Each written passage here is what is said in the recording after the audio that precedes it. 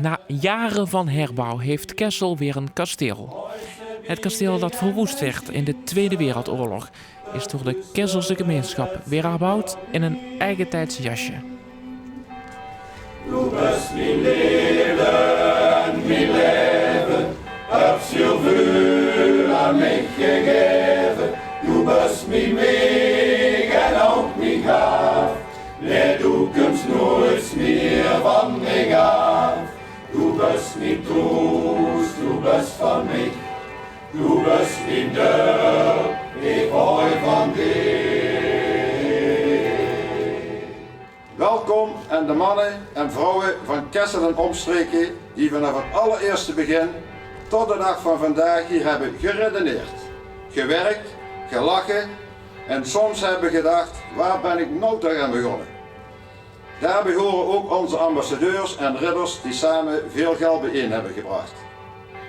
Op alle niveaus en bij veel soorten werk zijn ze actief geweest en hebben hun kennis, kunde en energie in dit project gestopt. Daardoor is op 3 manieren veel geld gespaard dat vervolgens is ingezet voor het mooie totaalplaatje. Zeker als de zon schijnt. Met de opening van het herbouwde kasteel de Keverberg gaat een wens van velen eindelijk in vervulling. Een ruïne is weer kasteel geworden. En als je naar de geschiedenis van de afgelopen 70 jaar kijkt, hebben vele gemeentebesturen zich ingespannen om het kasteel te herbouwen. Al die inzet en bestuurskracht ten spijt strandden alle pogingen. Verder dan papier kwam het eigenlijk nooit. Totdat 7 jaar geleden inwoners van Kessel elkaar bij de hand pakten en hun schouders eronder gingen zetten. Met oud-burgemeester Boys Wachten als aanvoerder. Maar ik heb de meeste bewondering uiteraard voor de mensen, de vrijwilligers die hier aan gewerkt hebben. Uiteraard de mensen die vakmatig hiermee bezig zijn gewerkt, maar dat is hun vak, zeg ik altijd. Maar die vrijwilligers hier uit Kessel die het allemaal maar gedaan hebben en gerealiseerd hebben, daar neem ik dubbel en dik mijn petje voor af. Als je daar 2,5 jaar aan werkt en je ziet het groeien. En dan krijg je toch wel even op het einde een paar traantjes had ik net dus van dat het dus klaar is. Ja, het is gewoon geweldig. Ik krijg er eigenlijk een beetje kriebels van. Ik heb hier bijna de meeste uren gemaakt dus, van de vrijwilligers. Daar ben ik toch echt heel trots op. Ja, dat dit er staat na 2,5 jaar. Ja, en waar je dan, wij, de groep dan ongeveer 8000 uren in hebt zitten voor al het graafwerk. Ja, dan ben je wel trots en dan ben je blij. En ook wel blij dat het dus klaar is. Dan krijgen we nu een klein beetje rust. Ja, kunnen we weer een beetje bijkomen en dan beginnen we aan de volgende klus. En wat dat wordt zien we wel. Het moderne met het oude en dat samen verenigen. Ik denk ja, als we zo in de wereld kijken is het ook dikwijls zo. Hè. Oude mensen en de jeugd, die moeten toch samen iets moois van maken. En ik denk dat het met dit kasteel zo ook is. Ik denk als het opgetrokken zou zijn zoals het vroeger was, dan hadden we niet deze prachtige mooie kunst gehad die we nu mogen aanschouwen. Ja, ik ben er heel blij mee. Ik vind het een aanwinst, niet alleen voor Kessel, maar ik denk ook voor de moderne wereld. We zitten toch altijd, we willen altijd weer terug naar het oude.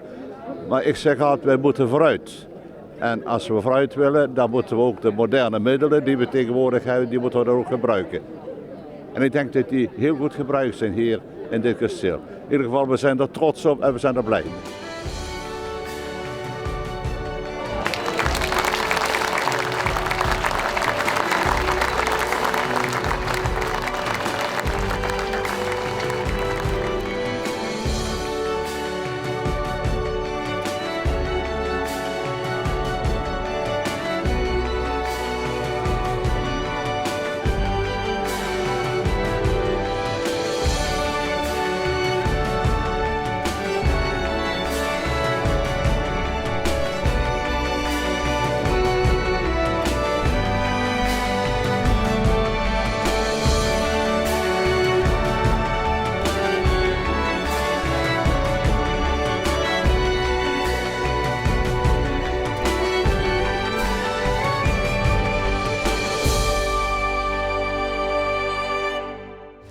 Want dit gebouw, dit kasteel, is niet alleen typisch iets van Kessel. Het is ook niet alleen typisch iets van de gemeente Pelen-Maas voor deze regio. Ik vind het eigenlijk wel typisch Limburgs wat hier vandaag gebeurt.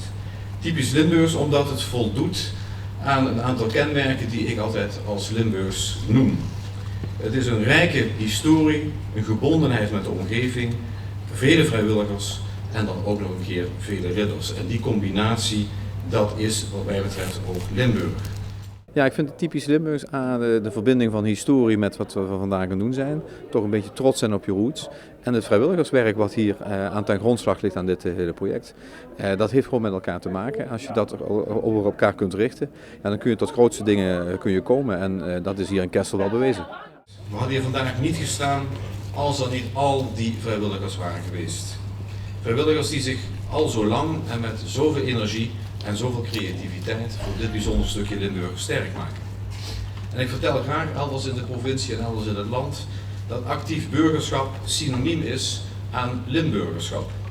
En dit kasteel, de restauratie en de herbouw is daarvan een absolute bewijs.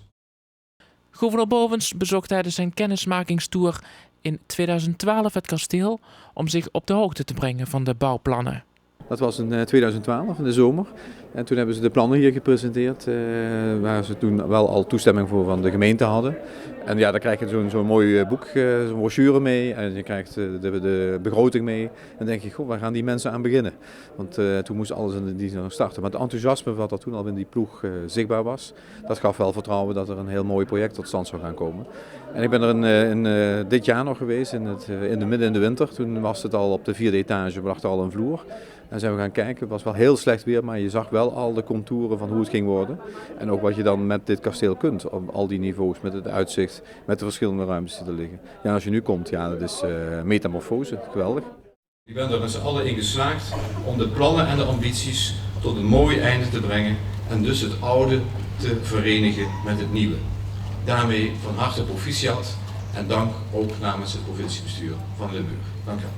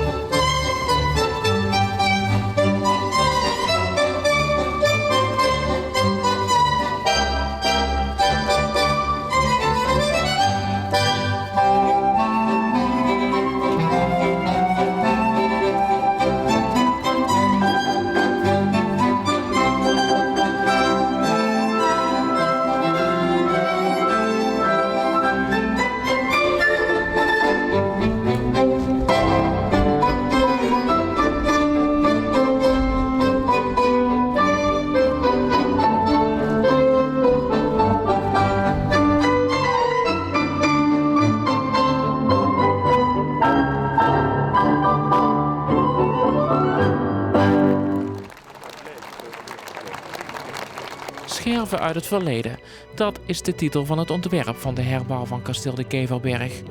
Laten zien wat oud is en wat nieuw is. Maar ook vanuit het kasteel genieten van de omgeving en vanuit de omgeving het kasteel binnenkijken. Het ontwerp is gepresenteerd aan de Rijksdienst Cultureel Erfgoed.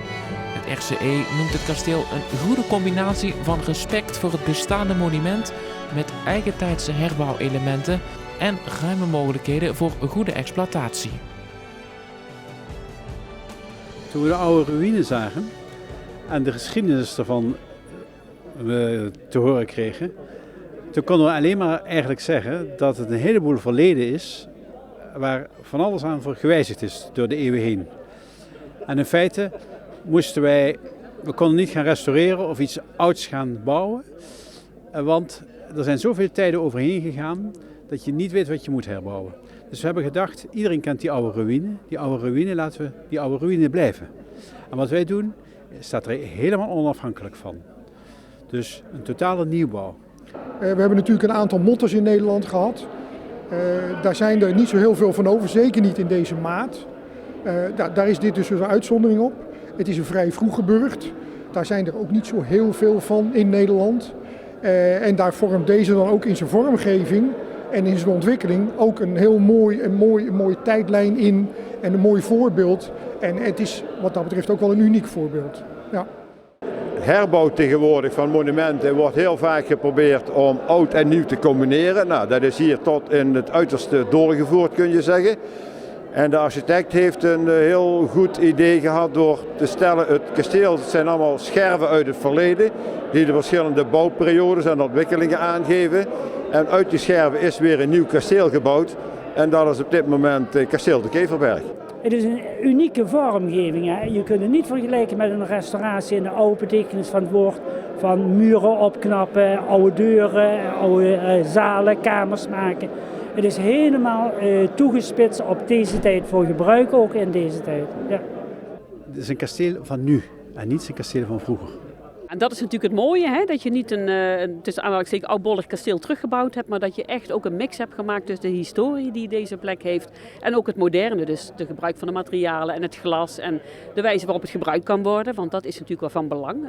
Het is altijd moeilijk om een kasteel te bouwen en vervolgens moeten denken wat gaan we ermee doen. Maar hier is ook al rekening gehouden met de activiteiten die hier plaats kunnen vinden. En nou, ik denk een nieuwe landmark, ik heb dat straks ook gezegd, voor Kessel, voor Perlamaas, voor de regio en voor de EU-regio, absoluut. En wat mij betreft mogen we hier het begrip zelfsturing inmiddels wel vervangen door samensturing. Want dat dekt hier beter de volledige lading. Zelfsturing is ook een van de kernwaarden van onze gemeente. Hè? Dat dus mensen zelf aan zet zijn en de overheid in feite volgend is. Maar zelfsturing kan soms ook een beetje een negatief imago hebben. Dat hoor ik ook wel eens. Van, betekent dat we alles zelf moeten doen? En toen dacht ik, zelfsturing kan dan ook op die manier uitgelegd worden. Dat we het samen doen. En ik denk dat dat ook beter de lading dekt. De overheid samen met de participanten en mensen die wat willen, die gaan aan tafel zitten en realiseren. Dus daarom vond ik het een hele mooie vorm van samensturing. De zelfsturing is natuurlijk in Perlamaas een beetje het handelsmerk.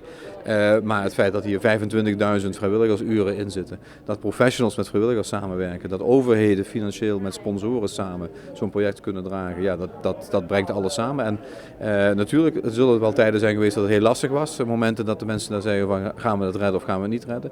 Maar het enthousiasme van de ploeg die daar eigenlijk al een jaar of 8 misschien al mee bezig is, dat heeft aanstekelijk gewerkt. En prima. Ja.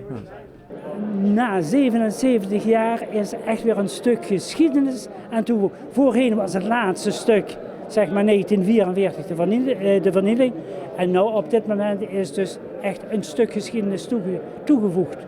En die levendigheid, die boeit. En juist in het centrum, in het hart van Kessel, het ligt niet buitenaf. Dus iedereen heeft ermee te maken of die wil of niet. In het voortraject bezochten al ruim 1000 mensen het kasteel. Daar kwamen zondag, tijdens een open dag, nog eens 3.500 mensen bij.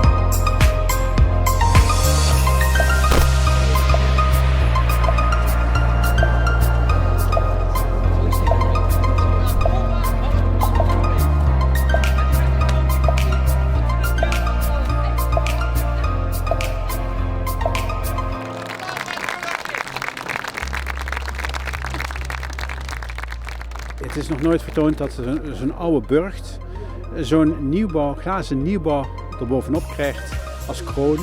En het oud en nieuw op die manier wordt verbonden met elkaar. Als je echt zegt van dromen kunnen werkelijkheid worden, dan is vandaag zo'n dag dat zo'n droom uitgekomen is. Dus ik geniet er met volle teugen van en ik ga dat dag nog veel meer doen. Nou, de belangstelling laat wel duidelijk zien dat men heel nieuwsgierig was hoe het eruit ziet. En het komt uit wat ik zei, want als ze mij vroegen hoe ziet het kasteel eruit, ik zei dat kan ik niet vertellen. Ik kan niet onder woorden brengen wat je hier ziet. Je moet echt zelf gaan kijken, dat ervaren dat hier de oudste stukken van het jaar 1000 zijn en de nieuwste van 2015. Dus ik ben er heel tevreden mee. Kasteel de Keverberg is heropend. Vanaf 1 oktober kan de exploitatie beginnen. Zo is gekomen. Zo is gekomen.